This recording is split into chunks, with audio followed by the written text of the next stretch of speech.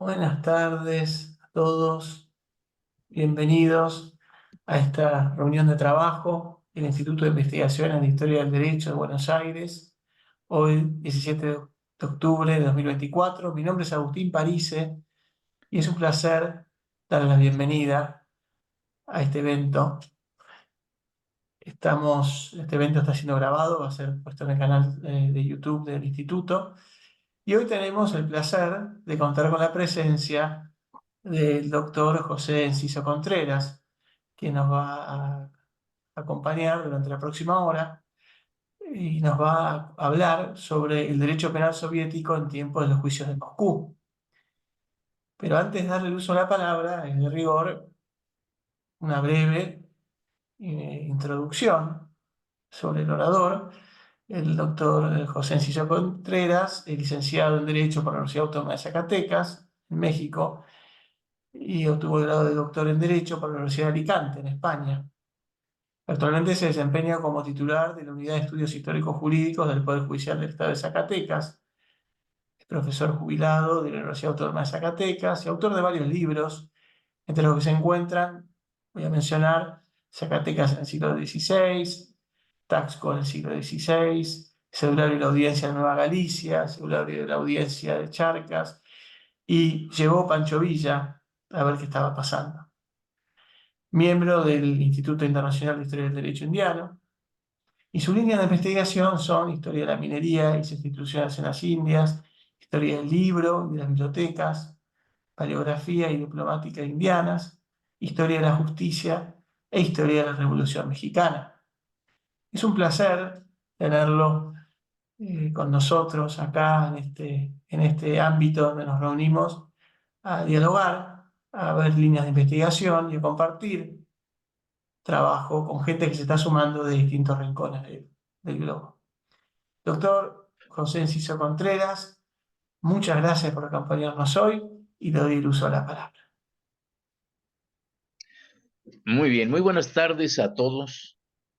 Es para mí un honor, esto lo digo sin demagogia ni por cumplido, un honor y además un gusto encontrarme en esta actividad del instituto que tantos recuerdos entrañables me traen desde el punto de vista académico. Y encontrarme con nuevos y antiguos colegas que nos dedicamos más o menos a lo mismo y que me da mucho gusto vernos. Miren, antes que nada, una especie de aclaración. Lo que voy a intentar exponer ahora, es decir, el derecho penal soviético, defensista en tiempos de los juicios de Moscú, es una parte de una investigación más amplia respecto de León Trotsky, pero referida, ustedes saben que ha sido un hombre cuya trayectoria ha motivado que corra mucha tinta en todos sentidos. Las biografías en torno a él también suelen abundar, pero me he dado cuenta de que hay un aspecto de su vida que ha sido poco explorado. Me refiero a la relación que tuvo este revolucionario soviético con los tribunales. Normalmente los tribunales estuvieron persiguiéndolo y incluso después de su muerte fue motivo de juicios sensacionales en México, por ejemplo. Al aproximarnos un poco a su biografía, vemos que él protagonizó juicios de todo tipo, de muchas materias. Él protagoniza juicios defendiéndose de la persecución staliniana, eh, protagoniza juicios contra las intenciones del gobierno francés por expulsarlo del país. Otros similares también los hace en Noruega por evitar también la deportación. Eh, También protagoniza juicios bastante curiosos y sobre los que ha habido poca investigación. En los tribunales parisinos llega a protagonizar juicios que a raíz de la muerte de su hijo, Leoncedo, actualizan problemáticas privadas que le ocasionan gran preocupación. Me refiero, por un lado, a la titularidad de los archivos que guardaba celosamente Leoncedo en París, que fue motivo de un pleito, y otro, quizá el más interesante, es un juicio por la tutela y custodia de su nieto, hijo de Zinaida, hija de Trotsky, que al momento de suicidarse lo dejó en manos de su hermano Leoncedo. La disputa por esta custodia es interesante, pero no nos vamos a detener mucho, pero se prolonga por algún tiempo. Su llegada a México también, más bien su salida de Noruega y su llegada a México en ese pequeño espacio, está ya el primer juicio de Moscú en esa ciudad, en la capital soviética entonces, que como ustedes saben son una serie de actividades judiciales llevadas a cabo por el más alto tribunal de la Unión Soviética en contra principalmente de la vieja guardia bolchevique, es decir, de destacadísimos revolucionarios que habían participado en ese proceso de transformación violenta, como sus precursores incluso. Llegado el momento, la situación en la Unión Soviética, el predominio de José Stalin implica la persecución y la anulación, cuando no moral, también física, de todos estos antiguos correligionarios de Stalin, incluyendo desde luego a Trotsky, que por la misma razón ya está asilado en México en ese tiempo. Es aquí en donde entra lo que vamos a hablar hoy. Es decir, ¿cuál era la circunstancia del derecho penal y del proceso penal, pero sobre todo del derecho penal en la Unión Soviética, al momento de que comenzaron estos famosos juicios a través de los cuales se aniquiló a la vieja guardia bolchevique y a la llamada oposición de izquierda en el seno del Partido Comunista Soviético? Es decir, ¿qué cosas pasaron a nivel normativo, a nivel judicial, que propiciaron estos juicios, en ocasiones calificados como estrambóticos, por la manera en cómo se llevaron a cabo, en donde los principales acusadores de los acusados, valga la expresión, eran ellos mismos? Es decir, eran parte, ellos eran el objeto de acusaciones del fiscal de la Unión Soviética, y ya en la escenificación, en la puesta en escena del juicio, de los procedimientos, el mundo se sorprendía en ver cómo esos mismos acusados aceptaban todo tipo de acusaciones de traición a la patria, envenenamiento de obreros, de alimentación, de descarrilamiento de trenes, de alianzas con los enemigos del país, aceptaban, y de homicidios de gente que ni conocieron, pero aceptaban esas acusaciones y encima se echaban más, increíble, ¿verdad? Eh, lo curioso y que hay que decir desde ahora es que el gobierno de José Stalin, mmm, creo yo que no le costaba nada, sería una raya más en ese tigre, el hecho de simplemente desencadenar una serie de actos represivos, como de hecho lo hizo, pero sin ninguna caparazón judicial, sin ninguna justificación formal, cosa que efectivamente hizo. Vamos a ver entonces, para no perdernos en tanto, en qué consistió ese derecho de la Unión Soviética en tiempos de los juicios de Moscú hacia 1937 y poco antes también. Después del juicio llevado en su contra, in corpore absentis, y en contra de otros militantes, viejos militantes bolcheviques como Karl Radek, eran juicios sumarísimos y al término de los cuales principalmente los juristas y políticos occidentales se declaraban francamente asombrados por el nivel de surrealismo de estos juicios. Es decir, en la lógica de quienes comenzaron a opinar sobre ellos, sobre todo de aquellos que tenían una formación jurídica bastante respetable, es que no encajaban para nada en la lógica jurídica que habían aprendido sus facultades. El mismo Trotsky llegó a escribir en ese mismo año, en un libro que bueno, lo publicó después, Los Crímenes de Stalin, respecto a este asombro de los juristas occidentales, decía, concedo y comprendo la confusión de un extranjero, de un jurista extranjero ante el proceso de Moscú. En efecto, es imposible aceptar que toda la vieja guardia del bolcheviquismo se haya hecho fascista. El curso mismo del proceso parece el de una pesadilla y no se comprende qué necesidad ha tenido el gobierno soviético de esta farsa y en qué forma ha podido obtener de los acusados que se acusen a sí mismos mintiendo. Esta es la opinión de Trotsky, pero hemos logrado conseguir la opinión es de un jurista, de un estadounidense que a la sazón se desempeñaba como embajador de su país en la Unión Soviética. Era el segundo embajador. Estamos hablando de una revolución realmente joven. Este señor se llamó Joseph Davis. Y años después, en los 40, escribió un libro que se llamaba Misión en Moscú. Es un libro fascinante por muchas razones.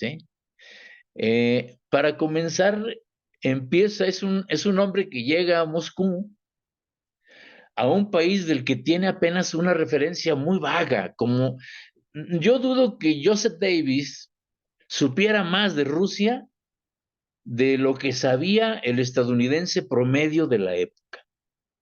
Es decir, eran realidades sociales que muy por aparte de la revolución socialista, tenían una cultura bastante peculiar que no embonaba del todo en la visión occidental de la época. Por otro lado, este desconocimiento de los occidentales sobre Rusia, respecto de Rusia, estaba muy bien correspondido por los rusos. Eh, hay intelectuales que visitaban la Unión Soviética en esa época, occidentales, que decían que si así estaban las cosas en Estados Unidos, la ignorancia de los rusos respecto a los Estados Unidos era aún mayor.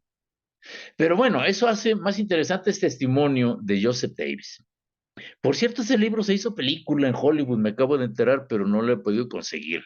Y habla obviamente de los juicios de Moscú. Bueno, quedaba asombrado, la opinión del embajador es realmente ambigua, porque quedaba asombrado de la manera tan fácil en como estos acusados se echaban más culpa de los que les decía hace un rato. Asombradísimo.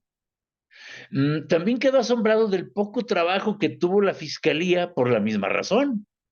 Es decir, las acusaciones que se extendían sobre los 21 acusados eran realmente estrambóticas, como les dije hace un rato, y ellos seguían inculpándose aún más.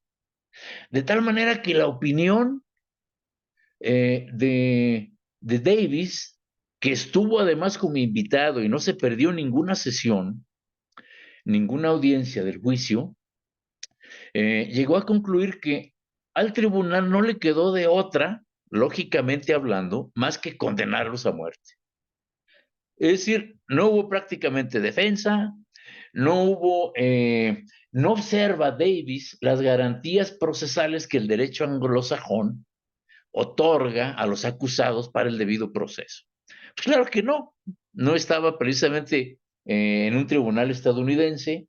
Y por otro lado, esta crítica, que es bastante benevolente en el fondo, pues también en esa crítica se echa de menos el que Davis no tenga una posición un poco más crítica sobre el sistema judicial estadounidense de la época, que para ese tiempo acababa de presenciar juicios escandalosos como el de Sacco y Vanzetti, en donde esas garantías procesales no fueron ni de lejos respetadas.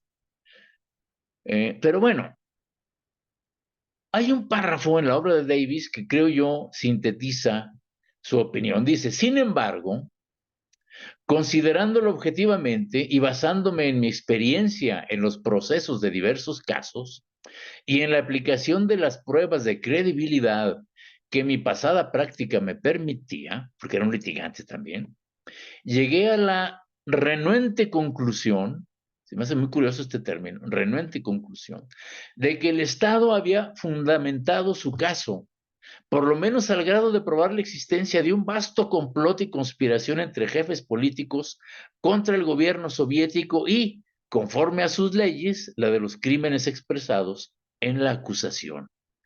Me llama mucho la atención cómo llega a esta conclusión. Bueno, tiene otra frase. De acuerdo a sus leyes, juzgaron correctamente, pero es una conclusión a la que él llegaba de manera renuente. Es decir, su renuente conclusión es que se resistía a, a dar por válidos este tipo de juicios. ¿Qué es lo que pasaba? ¿Qué es lo que chocaba de todos modos en él? En Davis. Llegó a decir que cuando se tenía, no sé si la desgracia de presenciar un juicio como estos, cualquier jurista occidental quedaba sumamente agradecido de de lo que consagraban las constituciones de Occidente respecto al debido proceso. Lo que no entendió Davis fue que las cosas en el derecho soviético no podían ser similares a las del derecho occidental. Eran radicalmente diferentes. Por un lado, cuál era el principal cambio? Pues simplemente que el individuo, esa creación burguesa de una persona egoísta a la que Marx calificaba como una isla, aparentemente iguales todos entre sí, es algo a lo que el derecho soviético no le concedía una importancia mayor, ni mucho menos, que al interés de la sociedad socialista. Es decir, allí donde se supone que el derecho burgués debería dar primacía al individuo, ponía a la sociedad soviética como un sujeto, una especie de ficción a la que había que proteger sobre todas las cosas de las acechanzas internas y externas contra el socialismo. ¿Quién iba a encargarse de defender a esa sociedad socialista? El Estado, producto de la dictadura del proletariado. Viendo las cosas en esta perspectiva, pues todo tiene un poco más de lógica. No es un Estado que se proclama democrático en sí mismo, es el Estado de la clase obrera que llega al poder por la violencia. Y además instaura, su mismo nombre lo dice, una dictadura que es la defensa de los intereses de la clase obrera. Una de las novelas más interesantes acerca de los juicios de Moscú es El Cero y el Infinito, que escribió, como todos ustedes saben, Arthur Koestler. Y en uno de sus capítulos mmm, tiene una frase que me voy a permitir leerles. Dice, el infinito era una cantidad políticamente sospechosa. El yo, con mayúscula, una cualidad sospechosa. El partido no reconocía su existencia. La definición del individuo era, dos puntos, una multitud de 1.000.000 dividida entre 1.000.000. Es decir, el concepto de individuo desde el punto de vista burgués quedaba totalmente deslavado cuando no destruido. Hay que decir también que la plataforma ideológica, incluso la plataforma ideológica sobre la cual se iba a construir el Estado socialista, era muy débil en relación al cómo hacer las cosas en la práctica y especialmente en torno al derecho. como ustedes saben, la obra propiamente marxiana, pues no es muy abundante en relación a exponer una crítica o un estatuto teórico sobre el derecho. Como ustedes recuerdan, la obra marxiana explica principalmente el funcionamiento de la economía, de la infraestructura, y al derecho le dedica muy pocos espacios. La obra de Lenin propiamente, como el principal ideólogo de la Revolución Soviética, tampoco es muy explícita al respecto. Y además, Lenin ayudó muy poco al proceso porque muere en el 24, es decir, siendo todavía joven él, claro, pero más joven la Revolución Soviética. Claro que intentó escribir al respecto, pero el tiempo se venía encima y las transformaciones de la sociedad socialista exigían, por un lado, crear o no un derecho, se preguntaban los juristas. Eh, Uno de ellos, Peter Stuchka, fue el primero que planteó estas cuestiones. Decía, bueno, ¿será necesario o no un derecho en el socialismo? Porque hay que recordar que el socialismo es una etapa de transición, según la ortodoxia marxista-leninista, una etapa de transición en donde el capitalismo se aniquila y se anuncia la instauración del comunismo como el destino final de la revolución. Es decir, comunismo, todo comunismo que se respete, implica la desaparición del Estado y obviamente del derecho. Por lo menos como se conoce el derecho en la sociedad burguesa y el Estado en esa misma sociedad. Otro de los juristas que desde mi punto de vista sí leía a Marx era Evgeny Pashukanis. Era muy consecuente con el marxismo. Decía, bueno, es que no puede haber, debemos hacer todo lo posible porque ir destruyendo y desmantelando el Estado burgués, el Estado y el derecho. Es más, debemos ver, él mismo proponía que debían irse reduciendo el catálogo de las penas en los códigos respectivos. Es decir, se veía que el comunismo estaba a la vuelta de la esquina y proponía la desaparición paulatina de esto. Una de los autores de los que les he mencionado, otro diferente, eh, Andrei Vyshinsky, fue el jurista del estalinismo. Y él llegó a conclusiones diametralmente diferentes. Dice, el socialismo implicará un Estado, además, un derecho y un derecho estatista que sirva al Estado proletario para defender la sociedad y además combatir a los enemigos. Esta visión de Wyszynski fue la que triunfó, incluso a punta de pistola, ¿eh? No es para nadie un secreto que sus principales opositores, como Evgeny Pashukanis, pues murieran, no en circunstancias extrañas, sino fueron juzgados y ejecutados, ¿verdad? Y otros de su escuela también. ¿Cómo es ¿Cómo es el derecho defensista? Bueno, pues obviamente se trata de proteger los intereses de clase. ¿De cuál clase? Del proletariado. Existe la opinión, ¿cómo veían los juristas de habla hispana estos procesos?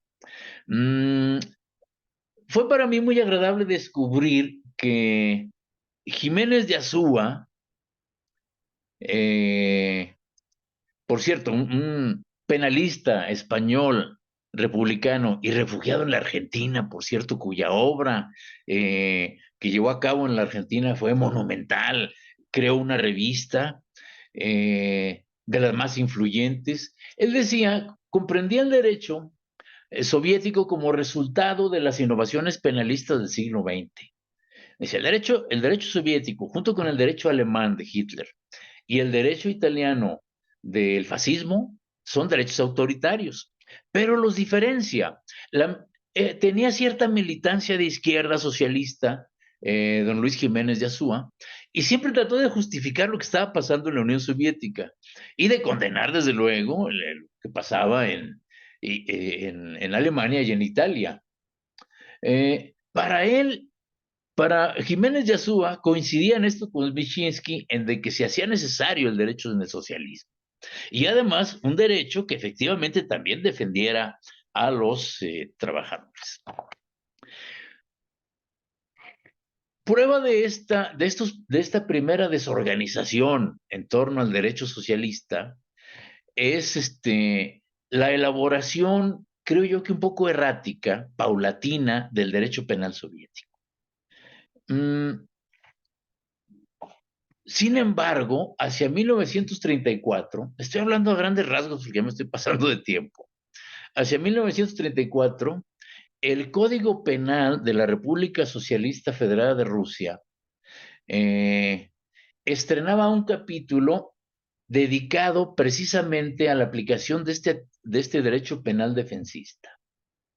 Ya Jiménez de Azúa opinaba que mientras el defensismo iba acentuándose, los delitos comunes en la Unión Soviética, por el contrario, se veían con sanciones realmente reducidas. Por ejemplo, el delito capital de homicidio, incluso de homicidio calificado, solamente se podía castigar con penas de hasta 10 años, por ejemplo, en el derecho penal común de la Unión Soviética.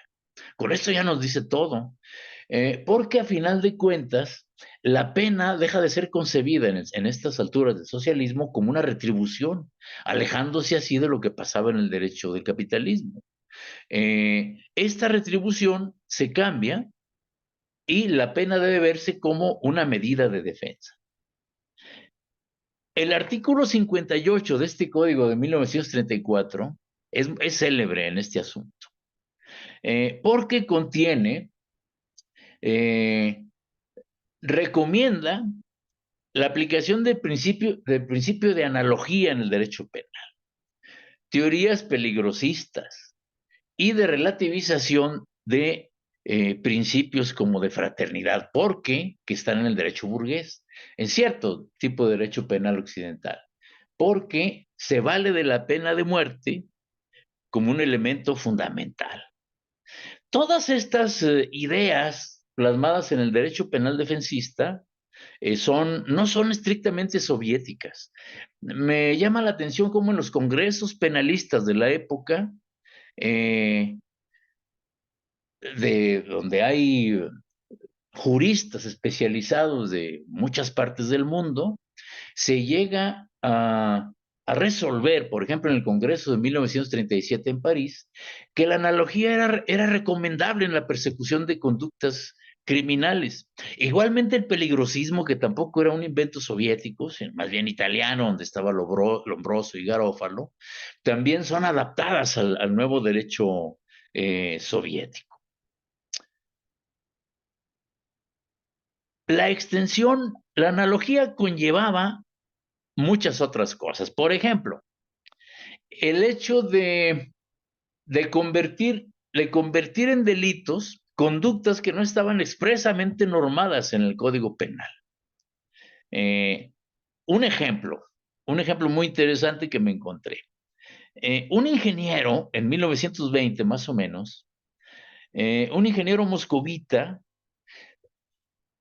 le fueron encontradas 500 libras de azúcar, y con ese pretexto fue hecho prisionero por la temible Checa. Sin embargo, la familia de este ingeniero, al ir a preguntar por él a las oficinas de la Checa, le dijeron que realmente lo del azúcar era un asunto de niños y lo comparaban con el hecho de que como antecedente ese ingeniero había sido menchevique. Por esta razón, incluso pese a la noticia que les dieron que pronto lo soltarían, esa familia se enteró por isbestia a los pocos días de que había sido ejecutado. Esto es analogía. Es decir, persiguiendo un delito de azúcar, de acaparamiento, de repente alguna conducta análoga los lleva a tenerlo como traidor a la patria. Hay otros delitos más o menos similares. Este se me hace muy interesante, el caso de los anarquistas aburridos. En cierta cooperativa moscovita, los anarquistas que llevaban esa cooperativa, en un descanso comienzan a charlar acerca de cosas totalmente banales, pero la conversación los lleva a hablar del gobierno. Uno de ellos, un poco ya medio aburrido, no tenía de otra cosa que hablar, llega a proponer que debería abolirse el gobierno bolchevique y un poco los demás se lo toman a broma, pero había un chivato entre ellos que ocasiona el arresto de toda esa cooperativa. Es el mismo Pedro Kropotkin, en 1920 sucede esto, que alarmado porque ya sabía cómo se las gastaba la checa, acude ante el mismísimo Lenin para interceder por sus camaradas. La respuesta de Lenin es que efectivamente no los van a matar, no, no les van a aplicar la, la llamada eh, sanción máxima, que es la pena de muerte, y que pronto se lo regresarían, le dijo su antiguo camarada. Finalmente pasaron 10 años todos ellos presos, nomás porque por estar aburridos y no tener otra cosa de qué hablar. Un funcionario de la GPU, de apellido Blomkin, le toca también sufrir esta analogía. Había sido camarada muy cercano de Trotsky en tiempos de la joven revolución soviética, y cuando lo destinan a la embajada rusa en, en Turquía, se entera de que ahí está asilado Trotsky. Dice, hombre, voy a visitarlo en la isla, en Prinquipo, donde estaba. Se sube un barquito, lo saluda, probablemente come con él, se regresa. Y a su regreso a la Unión Soviética, un año después, por ejemplo, es buscado, es arrestado y fusilado después de un juicio sumario por traición a la patria. Pero de luego que hay este juicio en donde la analogía y el peligrosismo son utilizados. Disculpe, Mm, doctor. Me quería sí, pedir si en los próximos 3, 4 minutos se puede ir redondeando si tenemos tiempo para el diálogo. Gracias. estoy cerrando, sí. Hay una lista eh, grande, pues, de ejemplos que más o menos me he encontrado en el funcionamiento de estos tribunales. Uno de ellos, finalmente, para cerrar, es el de Boris Guber, quien era un literato y lo invitan colegas de él a una asociación que se llama La Garganta, que desde luego se integra por escritores que no propiamente comulgan con el régimen stalinista. Eh, Finalmente, son acusados de opiniones, son exhibidos por algún oreja que tienen ahí dentro, y son juzgados sumarísimamente, no solamente Boris Guber, sino todos sus amigos, son acusados de traición a la patria por criticar la política de industrialización y de colectivización en el campo ruso. Lo curioso es de que también la esposa de ese señor Guber, Galina Olga Mikhailova Guber, también es hecha prisionera, y eso que ya estaba divorciada de él, y confinada en una cárcel soviética por un buen tiempo.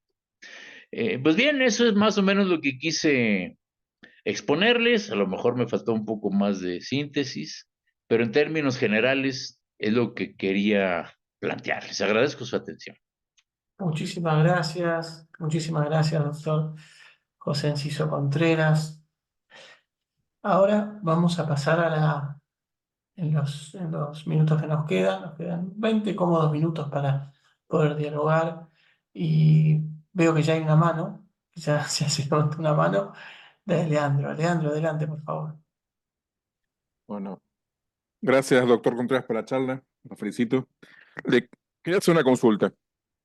Eh, Escuchándolo a usted me puse a pensar, ¿será posible que eh, los juicios, estos, la manera de realizarlos, eh, el material que se produce a través de esos juicios haya servido o haya tenido la intención de reafirmar cierta ortodoxia marxista en un lugar donde había tanta disputa ideológica todavía?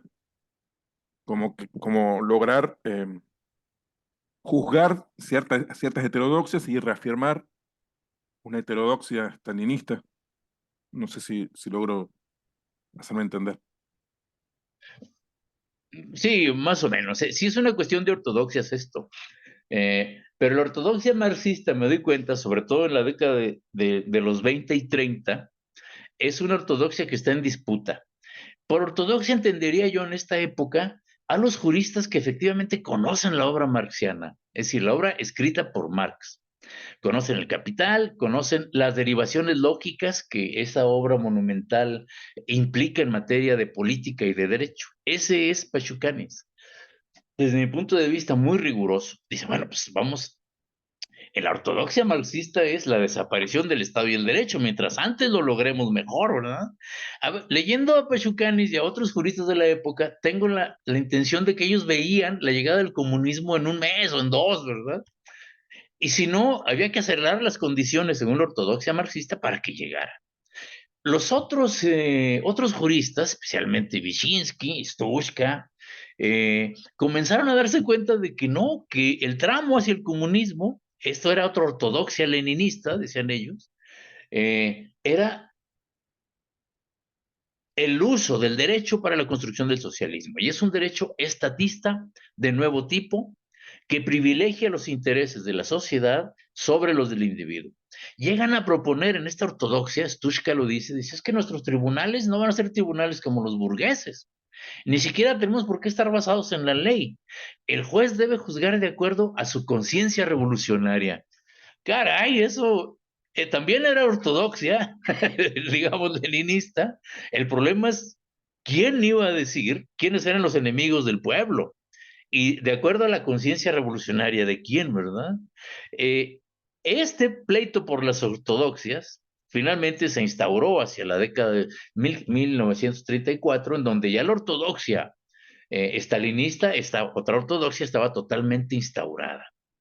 Esta disputa no solamente se dio en las universidades, doctor, se dio en las universidades, pero se zanjó finalmente en el seno de las asociaciones de juristas. Pachucanis, que era el director, era el más leído de los marxistas abogados de la época, fue cuestionado severamente en el 37 en una reunión. Es decir, miembros que nadie conocía, juristas, lo acusaban de construir una teoría penal, jus penalista soviética, robándose elementos del derecho burgués. Y aunque no fuera cierto, fue la causa de su caída de esa asociación académica. Esa ortodoxia que queda desterrada para imponer otra. Finalmente sería juzgado y fusilado, Pachucanes, ¿verdad? La ortodoxia jus penalista del estalinismo se gana pues en los tribunales y no en las universidades. No sé si más o menos era la pregunta y la respuesta no sé si quepa. Excelente, muchas gracias, doctor. Muchas gracias, Leandro y José Enciso. Tenemos espacio para más preguntas, comentarios, así que si alguno quiere activar el micrófono, siéntase libre de hacerlo. Yo tengo, mientras tanto, también una pregunta para nuestro orador. Al comienzo de la exposición nos comentó que Trotsky participó de muchos juicios en distintas jurisdicciones y me pareció fascinante. Imagino que él lo debe haber hecho acompañado por algún abogado local, por una cuestión de cómo poder presentarse ante el foro sin estar, digamos, habilitado. Y también una cuestión de los idiomas que se practicaban, imagino el francés, bueno, no sería un problema. Pero bueno, si nos puede contar un poco sobre esa faceta tan interesante de la que yo personalmente tenía muy poco conocimiento. Gracias. Sí. Es muy interesante esa pregunta porque eso está en el núcleo del trabajo que estoy desarrollando. Eh, Vamos a ver, Trotsky, así como él era un político, era la política polémica sobre un par de zapatos, llegó a utilizar todos los foros, sea académicos o sea judiciales, para defender su postura respecto a la situación internacional y a la situación en la Unión Soviética. tuvo más oportunidades, curiosamente, en los foros judiciales que académico. Porque sí hay constancia de que lo invitaron mientras vivía en Francia, mientras vivía en tales lugares, lo invitaban instituciones en Holanda, e incluso algunas universidades le compraron parte de sus archivos, pero realmente lo de él era la polémica. Y como en los foros es el sitio ideal para la polémica y la defensa de sus posiciones, acudía. Por ejemplo, en Oslo, a raíz de, a raíz de la intrusión en su casa de jóvenes fascistas buscando robarle sus archivos, comete el error de denunciar el hecho a la policía. Y siendo el afectado, es decir, la víctima de robo, termina siendo juzgado en un tribunal de Oslo porque, por eso digo que también la analogía se utilizaba en Occidente, terminan por seguirle causa para expulsarlo del país. Entonces él acude a defenderse. Llega la policía a su casa y lo depositan en una especie de cuartel de la policía, a él y a su mujer, y de ahí lo conducen al juzgado en donde en alemán se defiende. Además, hasta los abogados de la contraparte, los abogados fascistas, quedan asombrados del poder de convencimiento que tenía sobre los jueces, sobre los tribunales. Debe haber sido algo.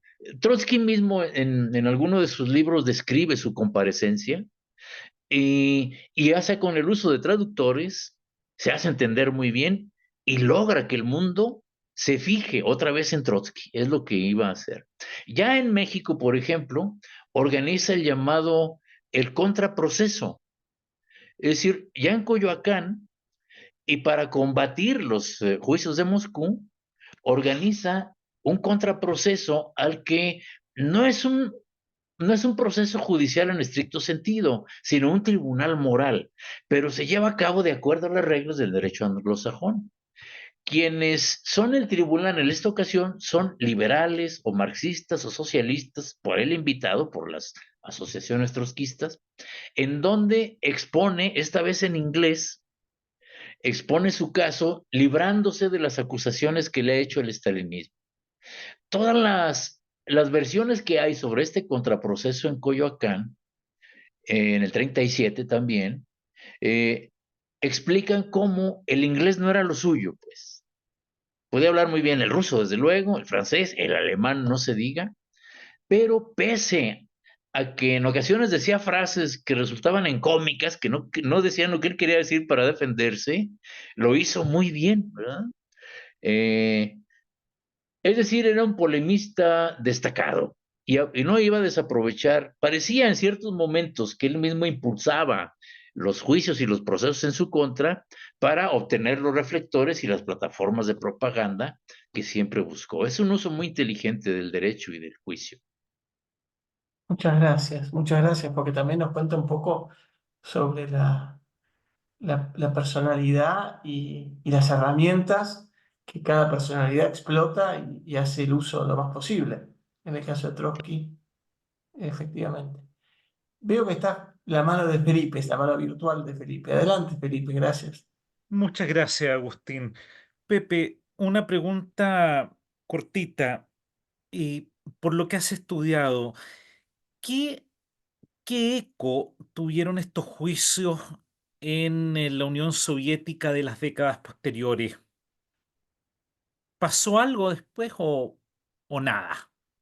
Eso. Eh, sí, gracias, Felipe. Un gusto saludarte. Sí, claro que pasaron muchas cosas. Para empezar, las consecuencias de ver un juicio como el de enero del 37 en la mente de un jurista como Davis, que tenía que aceptar como legítimo un juicio que condenaba a muerte a los viejos comunistas, es la misma reacción que Stalin logró en la sociedad soviética de su época. Porque además no era nada más un juicio, era un juicio sensacionalista al que afuera del espacio del Kremlin en donde estaban verificándose los juicios, se instalaban altavoces Y las masas abarrotaban las plazas, y en otras ciudades rusas sucedía lo mismo, queriendo justificar la desaparición hasta física de esta vieja guardia bolchevique que se oponía al avance del stalinismo. Todas las versiones peligrosistas, defensistas, de las que hablé, aunque sea precipitadamente, estuvieron vigentes mucho más allá después de la muerte de Stalin. Obras de los 60, por ejemplo, las de Alexandrov, del Estado y la Revolución, todavía legitiman ese tipo de versiones defensistas del derecho penal. Sin embargo, ya en tiempos de Nikita, hay reacciones en contra, ¿no? Hay reacciones autocríticas de Nikita en donde se ve obligado a reconocer que, caray, pues nos excedimos con lo de los juicios, ¿no?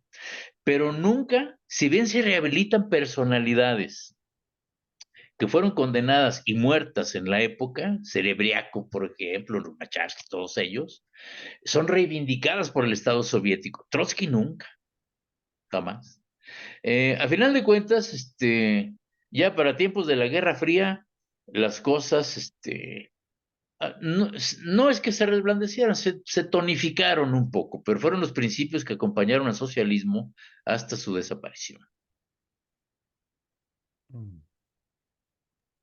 Muchas Socialismo soviético. gracias. Muchas gracias. Gracias también, Felipe, por la intervención.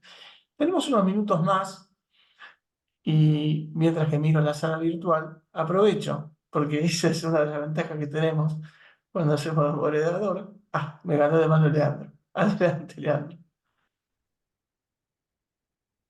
Siguiendo con tu pregunta, Agustín, eh, me quedé con una cuestión que dijo el doctor al comienzo de la charla. Entre esos juicios que se le hicieron en México, el doctor nombró uno que se hizo post-mortem, ¿puede ser? ¿Sí? ¿Cómo fue el tema ese? Bueno, es que, vamos a ver, poco antes de su muerte, en 1940, el sector staliniano militante invadió la casa de Stalin en Coyoacán, encabezados por el pintor, que por cierto estuvo en Chile un buen tiempo, David Alfaro Siqueiros. Siqueiro, sí.